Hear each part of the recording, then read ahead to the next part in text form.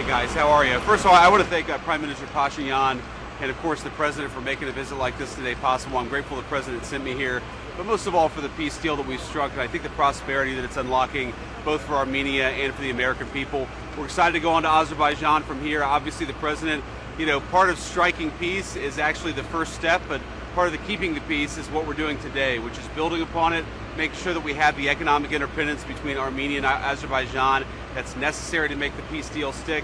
But look, I will say, after having been on the ground for 24 hours, a very productive day, I feel very good about where we are. I think the President struck a great peace deal, and I think the administration is really making it stick. So glad to be here and on to Azerbaijan. I'll take a few questions. So why did you feel it was important to visit the Armenian Genocide Memorial today? Does that mean that you are officially recognizing the Armenian genocide and all the lives that were lost? Well, we're going to visit some important sites to Azerbaijan tomorrow, and when we talked to the Armenians, they said this is a very important site for us. And obviously I'm the first vice president to ever visit Armenia.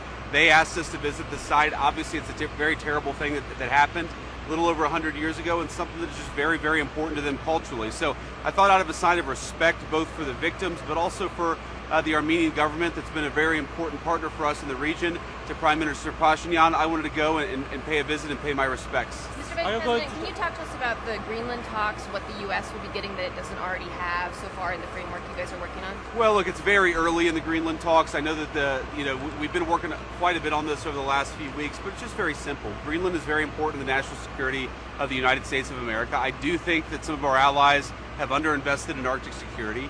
And if we're going to invest in Arctic security, if we're going to basically pay a lot of money and be on the hook for protecting this massive landmass, I think it's only reasonable for the United States to get some benefit out of that. And that's going to be the focus of the negotiations here over the next few months. Sir, will you be attending the Board of Peace meeting next week? Can you confirm that that's taking place? And are there any specific commitments you're looking for the leaders that will be attending? I know I'll be there. I mean, the schedule is always a little bit crazy, so I don't know what I'm doing the day after tomorrow, but I'm sure that we'll be there. Obviously, the President's very excited to host a whole host of leaders from across the world. And I do think this Board of Peace is really going to be a new archetype for how to create and maintain peace in the 21st century. As important as the United Nations is, as the President of the United States has said, the United Nations very often, I think, has it hasn't lived up to its full potential. I think what he's trying to do with this Board of Peace is obviously create sustainable peace in Gaza, in the Middle East, but I do think it could create the kind of infrastructure that could lead to a lot of durable peace deals over the years to come. So the critics say, are you going to touch upon the issue of releasing the Armenian prisoners held in Baku during your meetings there? You asked, are we going to talk about the Armenian prisoners? That's certainly going to come up. I mean, look, we've had a very good relationship with both the Prime Minister here, but also President Aliyev in Azerbaijan. I heard the Prime Minister say this yesterday, actually, that he's optimistic about the peace deal based on where we are compared to where we were just a few months ago. So we're certainly going to raise a number of topics, but I think we're going to continue to work very successfully with the Azeris and the Armenians. Mr. Vice President, sorry. Yes. You mentioned 5 and 4 billion support. Could you clarify what exactly this refers to?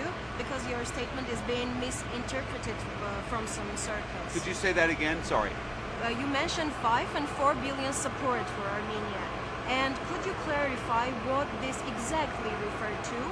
Because some misinterpretation. Well, one of the things that we signed yesterday, but also one of the things that we're working on in some of our meetings, is a lot of investment that's going to come to Armenia because of some of the good deals that we've struck between President Trump and Prime Minister Pashinyan. One of those things is there's going to be a very large data center. Actually, I guess it's already been started, a data center that could rise to $4 billion in